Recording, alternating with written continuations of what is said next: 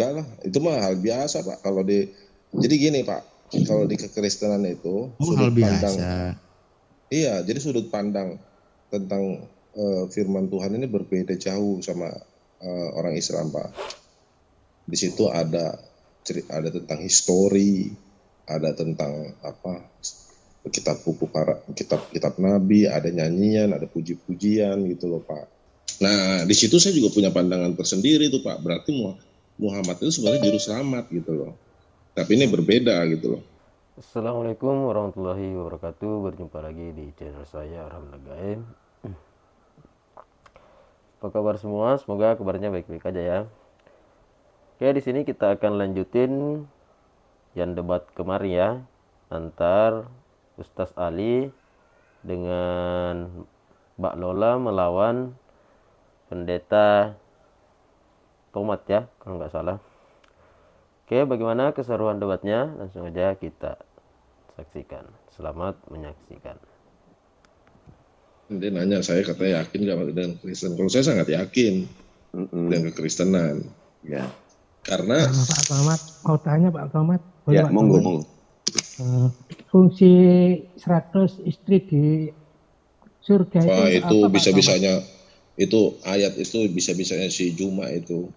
Jadi itu kan ada di Matius Pak. Ngerti saya, ngerti. Itu kan di Holy Bible tulisan ada wife, kata wife itu. Tapi di Alkitab Indonesia nggak ada. Jadi itu sebenarnya perumpamaan kata-kata itu ada pada Ayub Pak. Jadi Ayub istrinya nggak ada. Itu perumpamaan itu dibalik ke situ gitu loh. Kalau itu mah pinter-pinter si Juma bersilat lidah itu, gitu loh Pak. Tapi kan, di ND yang lama ada loh Pak, istri loh Pak. Sebelum ya, ada jadi, LAI, NAD sudah memberi paham saya Pak, paham. Jadi gini Pak, yang dibilang Sofiatul itu benar. Alkitab ada revisi. Nanti mungkin ada revisi lagi tentang karena terjemahan, perkembangan bahasa. Tapi Alkitab tidak seperti Quran Pak. Mungkin gini Pak pertanyaannya. Di firman Allah yang itu juga ada loh Pak. Ya, pertanyaannya mungkin begini. Kalau kata itu tidak dihilangkan, masalahnya apa Pak? Maksudnya? Kalau kata istri itu tidak dihilangkan, akan bermasalah nggak? Nggak paham saya Pak, maksud Bapak. Oh, di Bible itu kan tadi ada ayat yang dan istri-istri kan gitu akan mendapat. Bukan istri-istri situ katanya istri. Mendapatkan 100 ya, dan kali istri lipat. Dan istri akan mendapat 100 kali lipat. Ya oke, saya ralat. Pertanyaan saya, kalau itu tidak dihilangkan bermasalah nggak? Ya sebenarnya sih nggak masalah Pak, dihilangin nggak dihilangin, karena itu kata-kata itu aplikasinya ke Ayub itu Pak. Oh berarti kalau nggak dihilangkan kan berarti akan ada, berarti jangan dipermasalahkan Pak. Tunggu dulu Pak. Bapak juga konteks 100 kali lipat ini bukan 100 kali lipat bapaknya 100 kali lipat, mamanya 100 biji, istrinya 100 biji. Itu kan sebetulnya bukan istri doang Pak. Ada mama, ada bapak, ada anak. Bukan ya, itu konteksnya, tapi kan itu rasa bahagianya itu, rasa bahagia itu konteksnya itu rasa bahagianya 100 euforia lagi ya. Iya. Euforia lagi. Iya. Enggak, permasalahannya kalau ayat itu kata istri tetap ada, itu bermasalah enggak dengan keimanan Bapak? Enggak. Karena itu konteksnya itu euforia. Euforianya itu lu rasa sedang memiliki bapak lu lebih dari 100 kali senangnya itu. Bang Tomat tahu euforia kan? Pakai terus kata euforia ini seperti ekstasi. Terus permasalahannya sekarang kenapa dihilangkan Pak? Nah, kalau itu LAI saya kurang paham lah Pak. Tapi kalau saya untuk menyampaikan ke jemaat ya seperti itu. Jadi tetap ada, kalau di kitab Bapak tetap ada ya? Hah? Kata kalau istri tetap ada? Nggak ada. Jadi di situ kan. Bukankah alasannya apa itu Pak? Rujukan dari KJV Pak. Karena itu sebenarnya masalah penerjemahan aja Pak itu Pak. Iya, kenapa yang menerjemahkan dihilangkan itu Pak? Ya, tapi kan nggak masalah sebenarnya. Maknanya nggak berubah Pak. Karena di situ kan yang diutarakan itu kan kebahagiaannya itu 100 kali lipat dari hal. Iya Pak. Kalau maknanya nggak berubah, kenapa dihilangkan gitu Pak?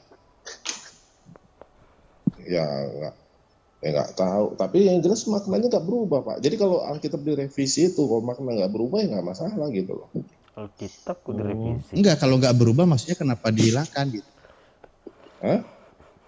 Kalau nggak berubah maknanya kenapa dihilangkan? Oh, kalau mengenai peristiwa itu saya nggak paham tuh Pak. Itu bisa dipertanggungjawab nggak Pak yang menghilangkan kata istri itu? Hah? Enggak lah, itu mah hal biasa Pak. Jadi gini Pak, kalau di kekristenan itu hal biasa. Iya, jadi sudut pandang tentang firman Tuhan ini berbeda jauh sama orang Islam Pak. Kalau orang Islam ini kan ngelihat Al-Quran itu firman Tuhan 100%. Yeah. Kalau kita ini kan bukan. Di situ ada tentang histori, ada tentang kitab Nabi, ada nyanyian, ada puji-pujian gitu loh Pak. Terus ada kitab Taurat. Jadi semua ini ditulis oleh manusia yang diilhami oleh Roh Kudus gitu. Surat Matius yang tergolong kitab suci atau tidak Pak? Disebut kitab suci, ini kan disebut firman Allah, karena di situ ada perkataan Allah Pak. Sewaktu Allah berkata kepada Musa, itu perkataan Yesus loh Pak. Hah? Itu Yesus yang mengatakan loh Pak. Itu kan Matius kan Yesus sudah yang mengatakan. Istri itu kan Yesus yang mengatakan Pak. Iya. Kan terus firman juga. Iya terus. Nah iya, kenapa di LAI istri kok dihilangkan? Padahal itu firman Tuhan. Nggak ada masalah Pak, karena itu konteksnya itu kebahagiaan lu itu lebih 100 kali lipat besar dari misalnya lu bahagia mempunyai seorang orang tua bapak, orang tua ibu, orang mempunyai anak 100 kali lipat lebih bahagia. Ya nggak dihilangin salah satu itu nggak ada masalah, yang jelas lu akan bahagia 100 kali lipat dari hal itu gitu. Bilang nggak masalah. Boleh dikurangi ditambahi Pak ya. Orang Yesus bilang 1 iota pun tidak akan boleh ditambahi. Itu masalah penerjemahan doang Pak. Kalau mengenai masalah penerjemahan, ya bagaimana? Saya cuma tahunya sekedar teologi toh. Mengenai penerjemahan itu bidang orang-orang LAI. Nah, di situ masalahnya Pak. Keotentikannya ya hilang Pak kalau seperti itu Pak. Ya enggak, maknanya kan enggak berubah seperti Soviet ya, berubah, bilang. Ini narasi yang pertama saya maaf Pak teman-teman. Ini yang saya nakkan kepada Pak Tomat tadi. Ketika Anda punya kitab suci, saya punya kitab suci kan gitu. Nah, mungkin yang belum tersampaikan adalah begini Pak. Kalau kami dan Bapak juga mengakui tadi bahwa kami Quran itu benar-benar datang dari Allah kan. Jadi untuk revisi pun kemungkinannya kecil. Revisi kata tulisan aslinya Pak ya. Kalau untuk terjemahan mungkin boleh. Kami sepakat, tapi kan tetap aslinya tetap kami pakai. Tapi Bapak kan tidak. Nah, sekarang begini Pak, ada kalimat begini dalam Quran, dalam pernyataan Nabi kami ya, Nabi Muhammad. Di dalam kitab suci mereka ada kebenaran.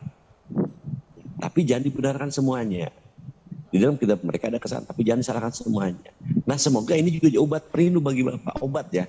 Kenapa kami hari ini kita terhadap kitab Bapak ini, dan mungkin juga ini juga yang menjadikan para pendeta apapun tadi yang Bapak pertanyakan, ada keraguan terhadap satu kalimat, satu frase atau satu ini gitu kan di dalam kitab suci Bapak. Jadi tidak semuanya mutlak benar gitu kan. Bisa jadi mungkin hari ini yang bisa jadi apa yang hari mereka oleh Bapak dipertahankan dengan asumsi Bapak justru asumsi yang lain. Mengapa ini udah bukan asli lagi, bisa jadi ke sana Pak. Beda dengan Quran. Mungkin itu yang saya bahaskan dengan. Jadi gini Pak, kalau saya tentang Alkitab ini Pak, itu bukannya seperti yang Bapak itu bicarakan atau cuma bicarakan sedetil mungkin enggak. Kalau saya itu gini, konteksnya itu dari awal sampai akhir itu nyambung gitu loh Pak. Nyambung, contohnya begini, dari Adam melanggar firman, melanggar aturan dari Allah. Terus apa yang diberikan Abraham terhadap anak-anaknya tentang aturan-aturannya terhadap Allah gitu loh. Sampai ada ibadah kurban pada anak-anak Adam. Terus juga ada janji Allah tentang akan hadir seorang Mesias kepada bangsa Yahudi. Itu maksudnya Allah memilih Abraham dulu. Allah memilih Abraham untuk ke tanah perjanjian, dan setelah itu Allah mengadakan perjanjian kekal kepada siapa anaknya. Jadi maksud saya runut gitu Pak, sampai misalnya. Jadi pengetahuan tentang dari awal sampai akhir itu kalau saya loh ya, tentang teologinya itu bulat Pak. Bulat, jadi nggak ada tuh misalnya ini seperti Juma nanya anak Yakub itu anak Ishak itu Kristen semua nggak? Itu pertanyaannya konyol tuh. Kan gitu. Kalau boleh saya jawab begini Pak, ini ngobrol santai aja Pak ya. Kita tidak ada sesuatu yang menjadi. Kalau saya melihat begini, kalau bicara konsisten nih Pak, kami ini justru malah konsisten ketika narasi para nabi itu baik, bagus, benar selama mereka hidup. Terpelihara. Iya, harus terbuka. Tapi kalau Bapak mau jujur di dalam kitab Bapak gitu kan, nanti kembali lagi kepada kitab Bapak kan, ternyata di dalamnya narasi-narasi negatif terhadap para nabi, para rasul, yang mana mereka emang benar itu Pak. Bapak yang mana yang benar sih? Kayak mengatakan ini Bapak benar, saya mengatakan gimana yang mana yang Bapak ambil?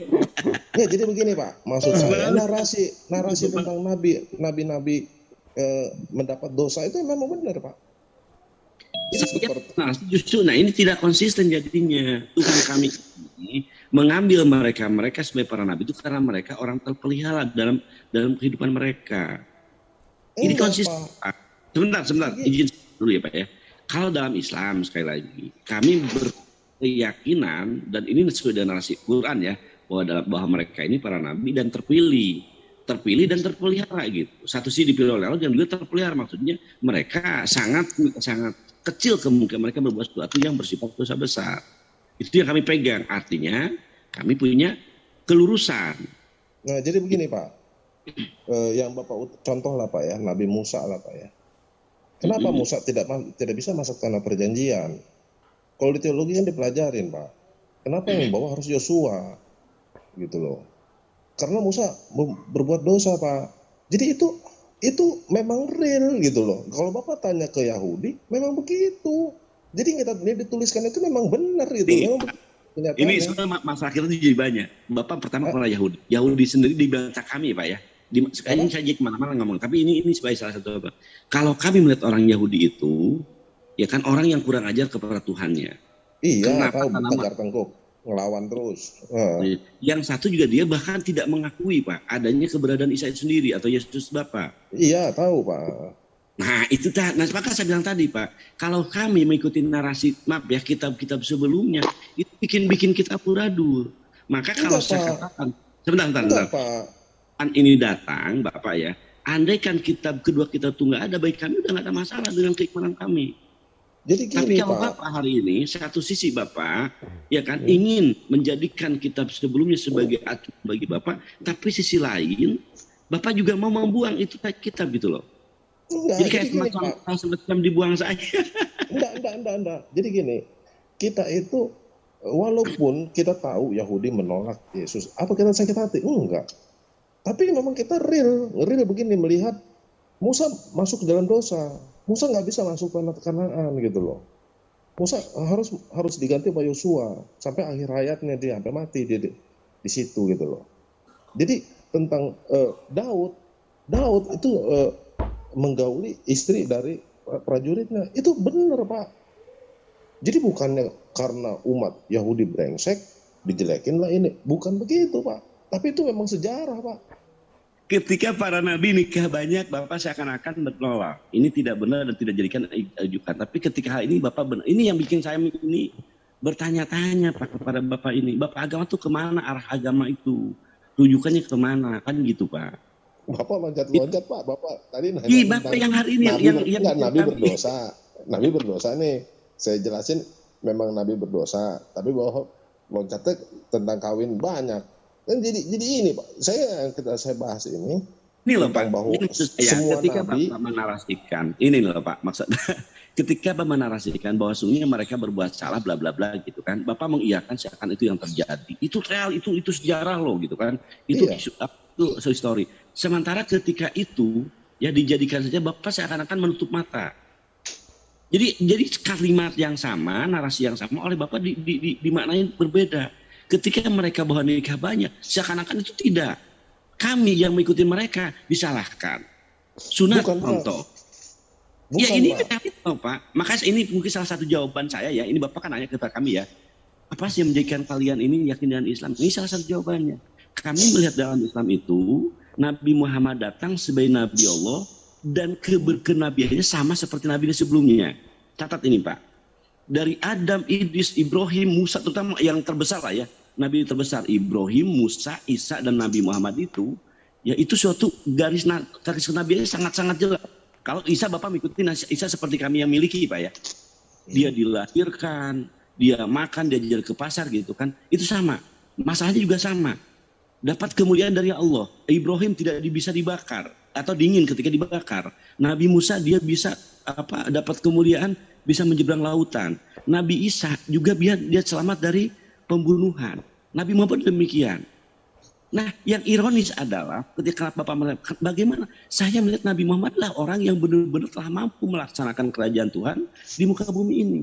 Begini, yang mana Pak, kalau ajarannya, sebentar, yang mana ajarannya gitu Pak, sangat masuk akal, diterima oleh manusia seluruh dunia. Mereka tidak Islam atau mereka Islam, mereka mengakui bahwa hukum aturan hidup itu harus ada. Hukum perang, hukum waris, hukum nikah, itu mereka mengakui itu ada, bagus.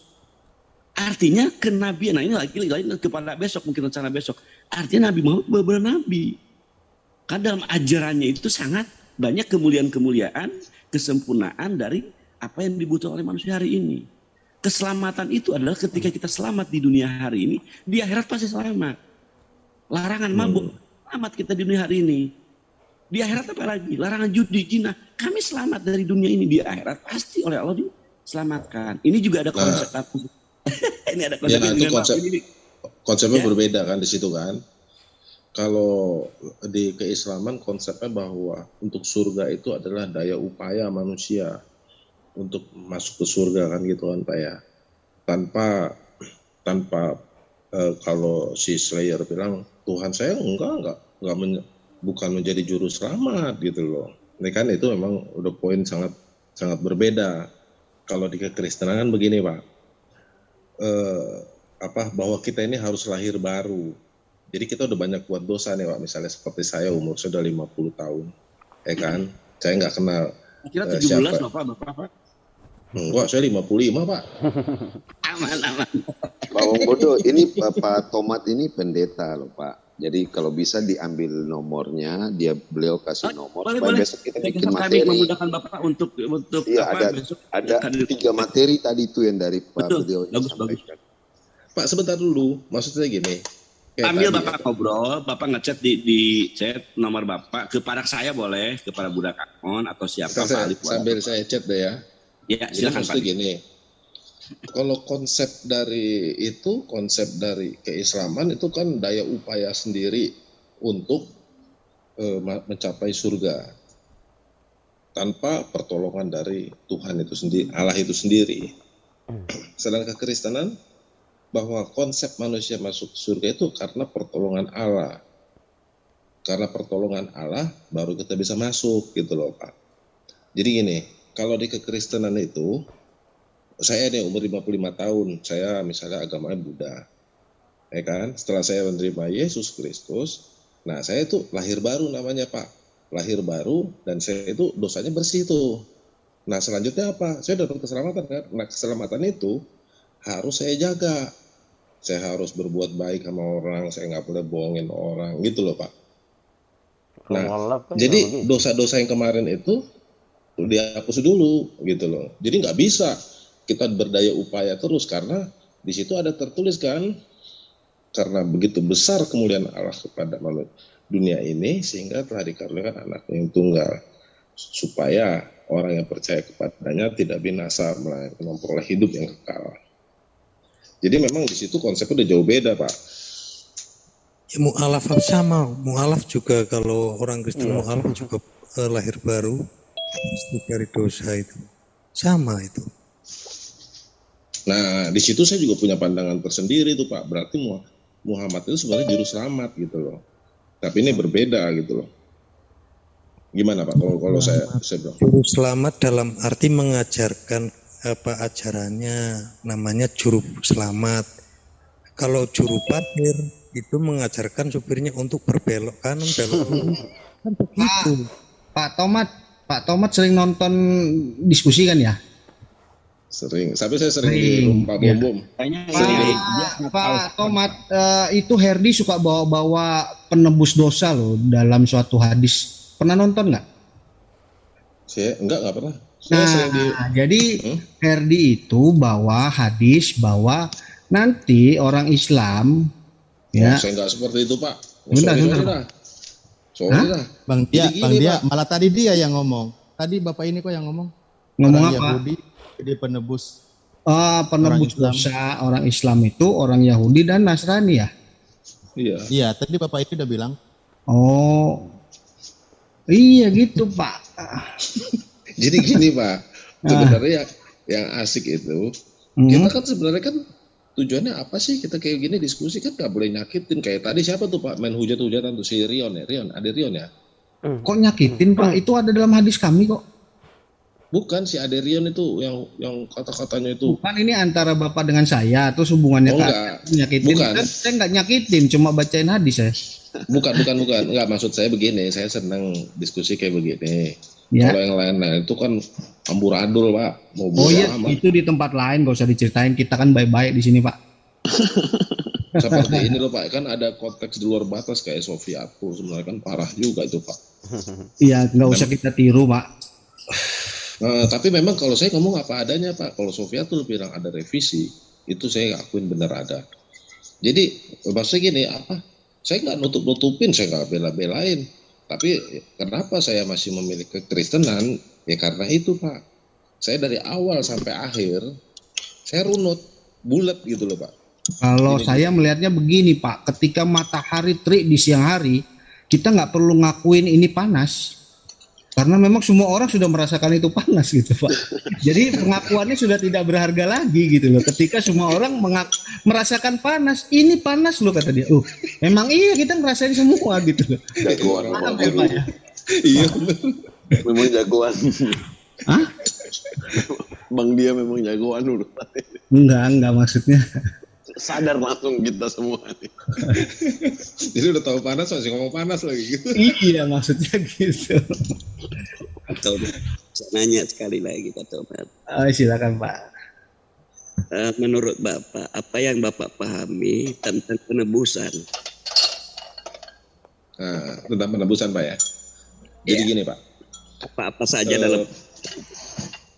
Saya singkat aja ya. Jadi sebenarnya pada dasarnya itu kan kenapa dari sejak Adam itu di situ anak-anaknya diajarin kurban gitu loh Pak. Karena di situ konsep kurban itu ya menghapus dosa Pak. Gitu loh. Orang Yahudi pun mengadakan kurban itu dengan tujuan menghapus dosa Pak. Jadi begini, memang di kitab Yesaya juga dibilang, tapi di situ nggak telak dibilang penghapus dosa ya. Tapi di situ dikatakan penderitaan telah ditanggungnya gitu loh Pak. Jadi kalau misalnya Bapak nuntut di situ ada kata penebus dosa, ya seandainya ada pun oleh Paulus mungkin kan Bapak berat itu kan. Tapi di kitab Yesaya sudah dikatakan bahwa penderitaan kita ditanggung olehnya gitu loh. Saya paham. Jadi, itu. Begini Pak, kalau itu saya paham. Penebusan ya, bukankah Yesus mengatakan dialah pengembala ya. domba? Bukankah dia disebut domba itu adalah kaumnya? Dalam arti begini Pak, bukankah mereka penebusan untuk perbudakan? Ini dulu Pak, banyak ini Pak. Oh iya, begini Pak, saya paham. Penyelamatan Pak, bukankah Yesus mengatakan dia tidak meniadakan hukum Taurat? Kenapa Bapak tidak mengikuti hukum Taurat? Karena Yesus tidak mengajarkan hukum baru, Pak. Tauhid, mengesahkan tuh. Di sini harus Bapak pahami.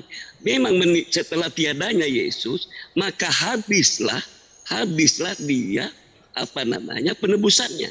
Karena tidak berhasil juga dia seperti Musa. Nabi Muhammad berhasil membebaskan perbudakan. Contohnya di dunia ini tidak ada lagi perbudakan. Tapi penjajah mau lagi masuk perbudakan. Disisipkan lagi ayat-ayat ini seolah-olah penjajah ini bukan perbudakan. Itu paham ini. Paham saya, Pak. Paham. Jadi begini, Pak. Memang di sini itu tidak seperti, saya nggak berani bilang bahwa kita semua Kristen sama gitu, Pak ya, tentang kenapa tidak ikutin ajaran Taurat gitu kan, Pak ya.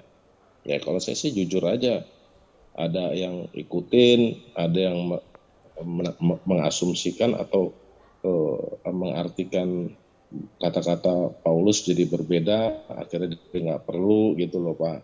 Jadi contohnya gini, seperti itu kan ada 316 makanan yang nggak boleh dimakan gitu di Taurat, ya kan? Tapi kan ada yang mengikuti itu, Pak. Ada yang mengikuti, ada yang mencoba mengambil dari Paulus bahwa itu boleh gitu loh. Ya kalau saya kan ngikutin sebenarnya ya yang itu yang memang sesungguhnya gitu loh. Jadi tapi saya nggak berani bilang bahwa yang sebelah sana sesat. Saya nggak berani, Pak. Iya gitu. Karena mengatakan Al-Quran ini kan ajaran sesat, artinya tidak benar. Saya nggak pernah, Pak, bilang sesat, Pak. Kan Al-Quran banyak memfitnah begitu, Pak. Sama halnya kan pembohong Al-Quran ini. Begini, Pak. Saya pelajari kitab Anda, jalan untuk hidup kekal dan hidup kerajaan Allah.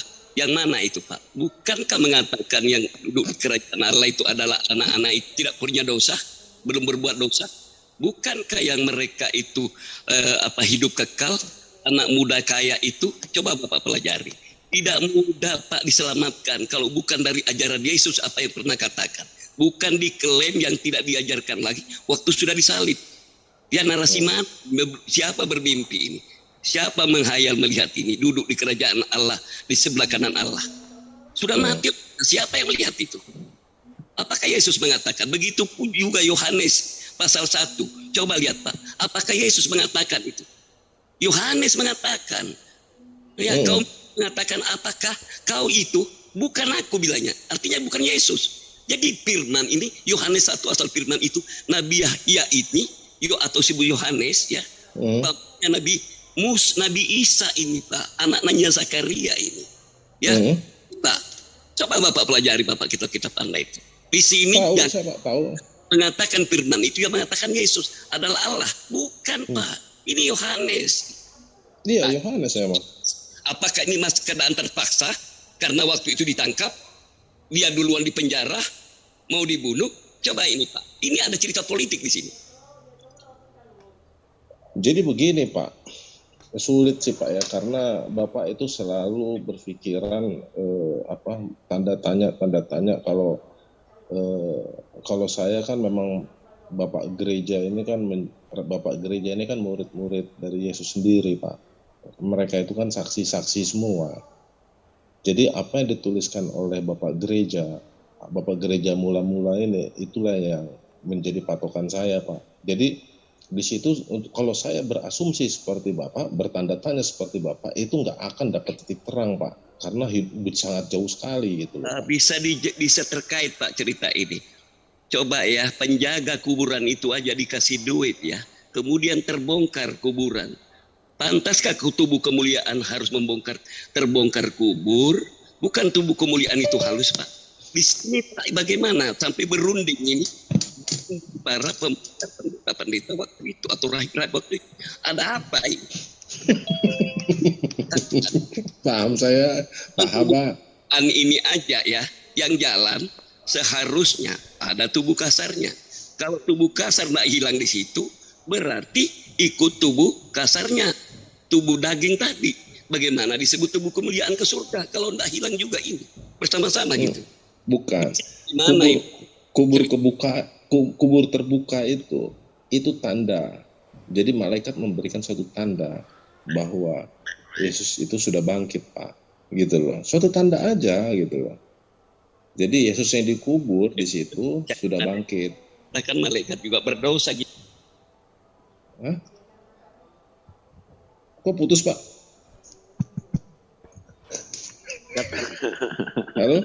Enggak, dari Bang dia daripada malaikat, gimana ceritanya ini? Maksudnya, Pak? Ya begini Pak ya, ada 4 kitab ini, ada keterkaitan cerita Yesus di sini, termasuk Al-Quran, Barnabas, Bible, dan kitab ini. Kenapa satu aja kita berbeda gitu? Kitab Barnabas hampir sama cerita Al-Quran, dan Tuhan juga kita Pak Darman, suaranya putus-putus Pak Darman. Iya, nggak kedengeran. Iya, kenapa? Lanjut yang lain aja dah. Iya, kenapa? Barnabas itu kitab palsu, itu bukan Injil asli. Itulah masalah Al-Quran itu mengambil dari Injil palsu. Ini mulai kalau lagi enak jangan dimasukin mestinya. Saya boleh.